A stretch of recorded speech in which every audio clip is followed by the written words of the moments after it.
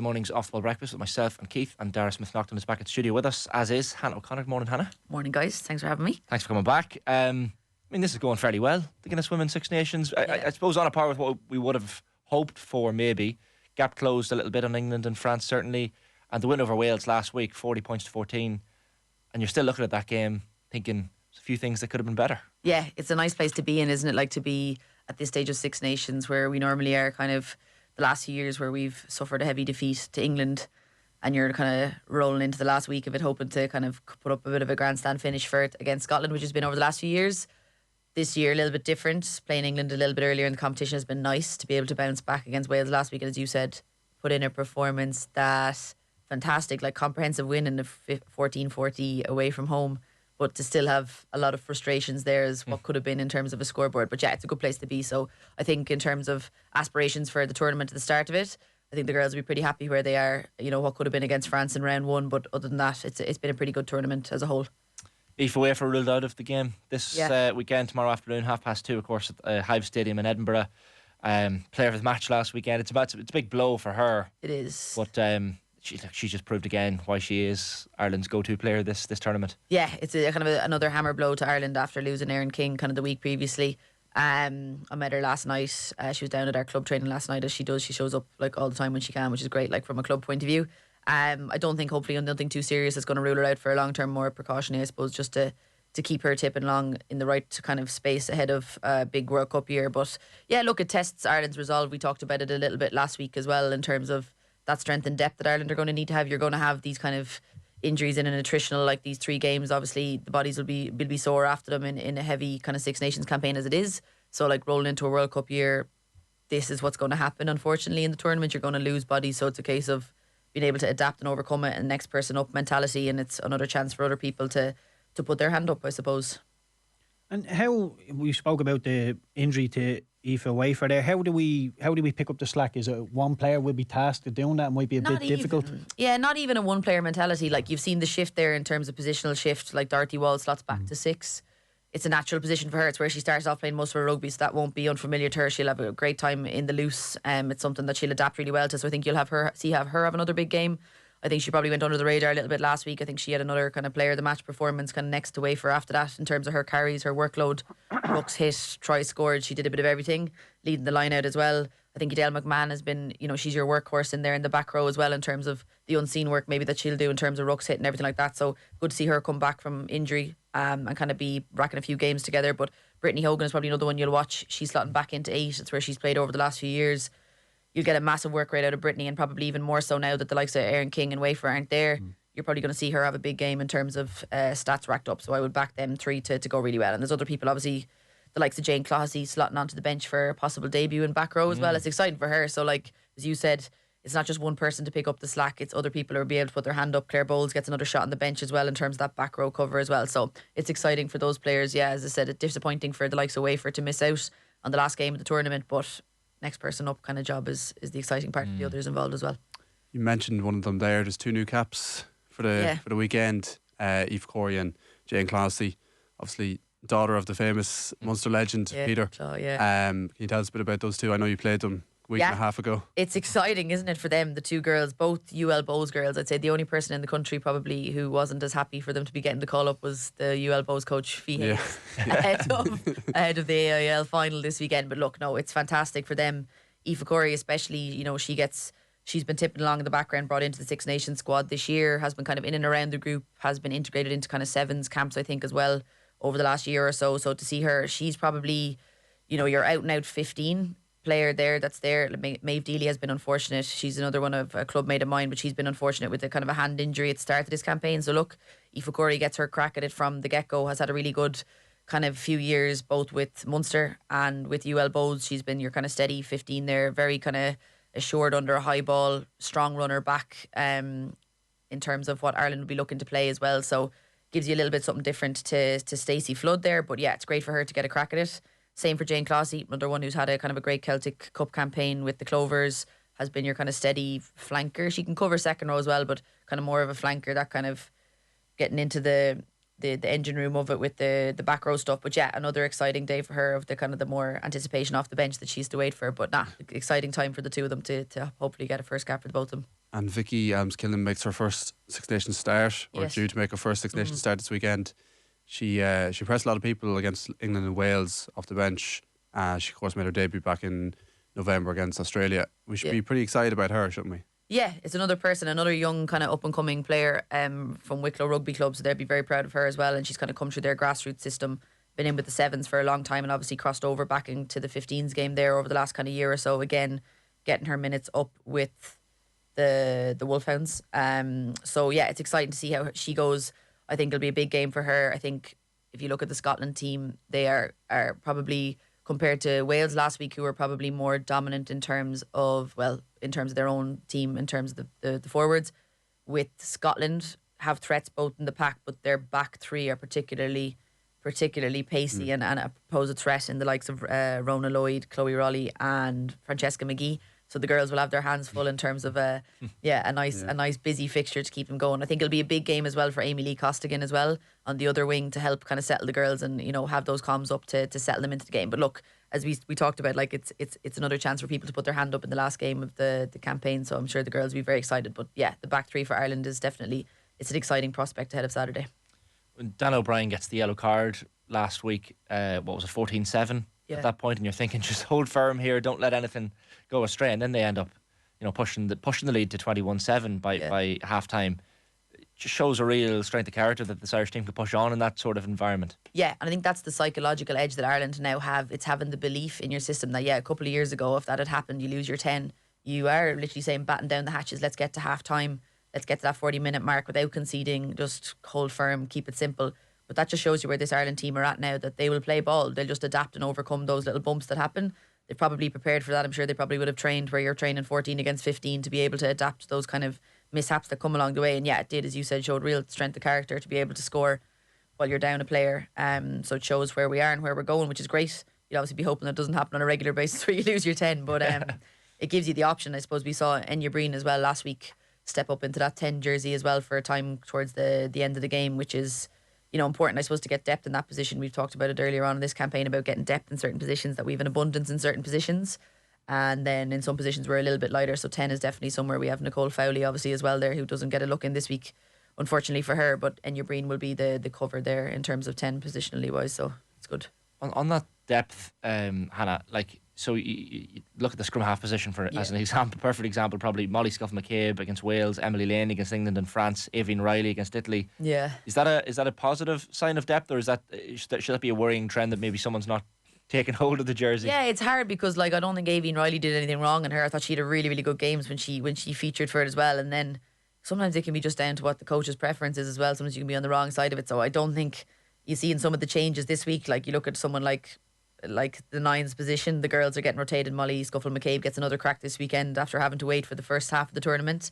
You see someone like Siobhan McCarthy, who went really well last week, has completely dropped out of the 23 this weekend through no fault of her own. So there's a few of those positional changes where you've probably seen an element of rotation with the last game of the competition, where Ireland are kind of cemented in that third place bar, kind of a big upset really with Scotland if Italy do their business against, but it's not really a threat for Ireland at the moment. So yeah, probably an element of rotational and positional flips to give people chances, but also maybe people have put their hands up in training, and is that kind of keeping people on their toes element. So yeah, it's tough for some people, unfortunately. And there's probably no harm in having the three scrum halves just going into the World Cup year, and we kind of have maybe an issue at 10 where we don't have three standout players.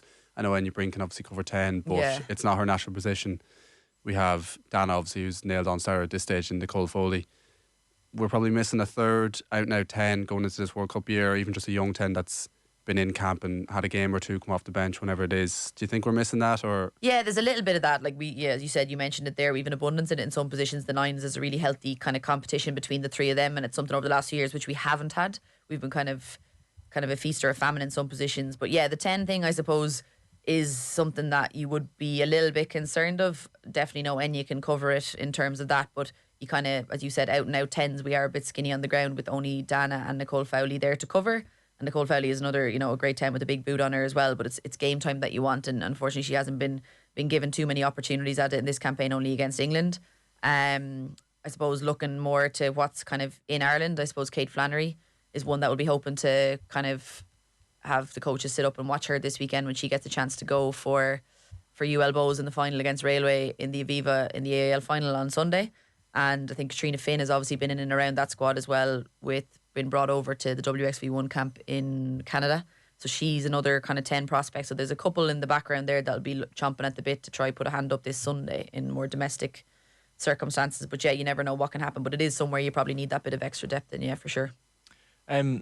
We often talk in sport, Hannah, about the why and players using their why, as inspiration for matches. And I was presenting the Sunday paper review last weekend, and there was a couple of lovely pieces on Britney Hogan. Yeah. And I hadn't realised her backstory and that she lost her dad in such tragic circumstances. Awful, horrendous. And she wears the ring with her dad's ashes in it. She wears the wristband with her dad's name on it. Like, when you hear stories like that, it brings home what these players are playing for. Britney's story particularly is an incredible one. Yeah, it is. It's like, and as I said, she's shown really massive strength to be able to kind of deal with that and to cope with such a loss as well. And to talk about her story as well, kind of over the last while, you've seen that in the news as well, to be able to talk to it and share kind of her experience of it, which is brilliant. For others to kind of be able to resonate with. But yeah, there's a lot, like it's funny, it's something that you do within the team environment when you're in a team long term like that as part of your culture piece, that you would kind of sit down and discover people's why you play, why you fight so hard to put on the green jersey, why you commit so much time to it, why you give up all the kind of family events, the birthdays, the weddings, the every other thing that you're giving up to try and commit yourself to it. And yeah, it's a really interesting piece because you really don't know what some people have gone through and their journey to get there and why they're doing it now. So yeah, as I said, Britney is just one of those people who puts a hell of a lot into it and kind of the meaning behind it, no more than others as well. We talked about Aoife Wafer having a truncated start to her career with injuries and stuff like that. So there's loads of different whys, but yeah, it's definitely fuel for the fire for her for sure. Same in football, Keith. I presume you sit down with managers and psychologists and stuff, and you talk about your why, and that's something that crops up every now and again in team bonding sessions, particularly. Yeah, it comes up a lot, especially with me. I was somebody that playing football became a job very, very quick. It became mundane to me, turning up on a Saturday and a Tuesday to play a game. So every now and then a little reminder to why you're doing it, why you're making these sacrifices during the week. And I would say why you're not out partying. I was out partying and playing, so I can't really say that. But generally, most people would make an awful lot of sacrifices to be able to do what they do. So a little top up every now and then to the why is obviously a very good thing. But look, Scotland have a 50% win rate at home this year, and they are an improving team. Is there anything that will be highlighted in the Irish dressing room before the game? Yeah, I think in terms of the strategy wise of going against it, like Scotland, from an Ireland point of view, they've conceded 4 or more tries in all of their games so far. So that's a real area that, in terms of the counter swing, Ireland have had it quite there. That the next try scoring kind of top of the table after England, which is a great stat for us to have. We'll obviously be hoping, like Scotland will be looking at us and knowing that we have very quick ruck retention. Our attacking rucks are very quick. We want that goal ball where the ball has gone from Molly Scuffle McCabe or any of the nines within that kind of 2 to 3 seconds to allow us to play the flow of game we want. I think what's interesting is Scotland have gone, in terms of their back five in the pack, they've gone for kind of their strongest. They've put Jade Conkle up in the second row, which isn't something you see, but it's basically to get the likes of her, Evie Gallagher, McLaughlin, and welcome their captain Rachel Malcolm back into the team. They've gone for their most attritional kind of back row / back five. So they'll be looking to slow down our ball as much as possible. So we saw it last week in the flashes in the opening stages against Wales. You can bet your life that Scotland will have been watching that to show that where we didn't get the rucks right, they'll be looking to, you'll see a kind of an onslaught of our rucks early on to try and settle Ireland, especially with the home advantages you said. They will look to slow down that ball. If they can slow down that ball, Ireland will need to kind of get a hold of it early doors, or you'll get the crowd behind them and it'll start to swing in their favour. But yeah, I think the fact that Scotland defensively have been kind of found wanting in the last few games as well, and they suffered that home defeat to Italy, which would have been against the cards definitely for them, and a big upset for them. Ireland will be looking to hit them where they hurt and kind of punish them and kind of go for the third loss on the bounce for them, hopefully to finish the campaign on a high for us. Can we talk a bit, just for a second, about Aoife Dalton? It's probably someone we don't talk about that much just because she's so consistent. She will start this weekend. She'll have started all 6 games or all 5 games, and last year she struggled to really get into starting team with Eanna Dalton and Eve Higgins holding down the midfield. Sometimes we overlook someone like that because they're so consistent in the team. You see it in the men's team with someone like Gary Ringrose at that same position. Yeah, 100%. Because they're so good game in, game out that you kind of forget about them. But she's absolutely class. She was out for media there this week, and she was speaking about her struggles last year and getting into the team. Can we talk a bit about her? Yeah, you probably forget that she's still so young. Like, she came in and came on the tour to Japan with us for her first caps And when I say that, like, she was kind of wise beyond her years even then, like as like a 19-year-old coming in, nothing tends to faze Aoife too much. You've probably seen in media as well. Very chill, very softly spoken, will not talk just for the sake of talking. If she has something to say, it's very meaningful. She is misconsistent, and I think I'm delighted for her in this campaign that her worth has been seen by the coaching team, because to be honest, I've said it before, I would build a backline around Aoife Dalton, such as the high regard I hold her in. Having played with her at Leinster and played with her at Ireland, that was how high I would rate her in terms of how many times she gets you out of trouble. Saw it last week even against Wales. They had a break at one stage. She makes the tackle and she bounced straight to her feet and steals the turnover. Like, that's a swinging moment in the game that if they get back into that game before half time, all of a sudden Ireland are under the cosh. But she just does that unseen work, as you said, the organising that she does on the pitch in terms of defensively leading. She's always in the right place at the right time. You'll rarely see her miss a tackle. All those little moments of kind of linking up everything together. Very, very modest player. Someone who will happily, do the right thing for the team in terms of the selfless work, in terms of whether it's a pass or linking up or running the hard line, the decoy line. She is your Gary Ringos, as you said, in terms of all the work that she can get through in a game. So yeah, delighted to see her get her crack. I think she'll be a really interesting battle this week, because she'll be up against Emma Orr on the other side for Scotland, who's a similar player, young player, pacey player, someone who they would rank probably as one of their biggest defensive leaders on their team too, in the workload she gets through. So I'm excited to see that matchup in terms of how they go against each other. But I would back Aoife Dalton to have another good day in the office. How will Anya and Eve be feeling now? Because obviously last year, as we said, they were starting and she couldn't really break that partnership up. Yeah. Now it's kind of, they're fighting for the 12 jersey all of a sudden. Are they feeling kind of like, God, I've a lot of work to do here? I think Aoife won't be feeling very assured in that jersey either. I think the three of them will know that there's people chomping at their bit behind them. You like the likes of Katie Heffernan, who we haven't seen in this campaign, and among others there in the centre position. So they definitely will nobody be feeling comfortable. But the two of them, it's very much a jostle, and the coaches will keep you on your toes in terms you saw last year. Aoife got rotated in and out. The two girls may be more consistent. This year it's the opposite. So you never know what's coming down the line. So they'll be knowing that they're only as good as their last performance in the jersey. So however many minutes both of them get, or whoever gets the longer time, or whatever happens, they'll be looking to put their best foot forward to hopefully end the campaign by making it sure they're putting the statement out for themselves and saying, pick me, basically, come the end of it. But yeah, it keeps everyone guessing for sure with that rotational element. The results against Scotland in recent times, Hannah, so obviously there was the fight back 15-12 win in Belfast last year to clinch third place. Year before in Hive Stadium, it wasn't exactly excellent, 36-10 defeat. Prior to that one, I definitely wouldn't be wanting to remember that one too much. Yeah, like what sort of, is it just like Ireland aren't at that level you'd imagine anymore? No. Is it that Scotland have gone down, Ireland have gone up? Is it an element of both? It's probably a bit of both. I know I've mentioned it previously that in the last probably 2 years of Six Nations campaign, we have limped to a finish against Scotland. As you said 2 years ago, limped to a disappointing finish where we got beaten out the gate in the Hive with just a really poor performance from us. Last year in Kingspan wasn't exactly a showpiece performance either, where we got across the finish line and ultimately got the World Cup qualification in the bag. But I think Ireland will be looking to make a statement and again proving the point that we are chasing England and France and pushing away from the pack. How we do that is putting another performance together that's showing that we've got 3 big wins in the bag that show where we're at in terms of the consistency. Even with those rotations, there'll definitely be a chance of saying people putting their hand up for positions and showing that even with those rotations that we have the consistency in performance. So the stuff that has been good over the last kind of couple of games, even in the defeat to England, that likes of that quick ruck ball, the likes of the set piece kind of consistency, Ireland will be looking to put that together. And I think it'll be a chance to, we have some sore memories against Scotland in terms of they were the ones that took World Cup qualification away from us back and kind of leading into the 2022 or leading into 2021. So yeah, there'll definitely be no love lost there in terms of what's to play for. Despite Ireland being in a comfortable position in third, you can bet your life that they'll be looking to go and punish and make Scotland feel the hurt a little bit more come Saturday.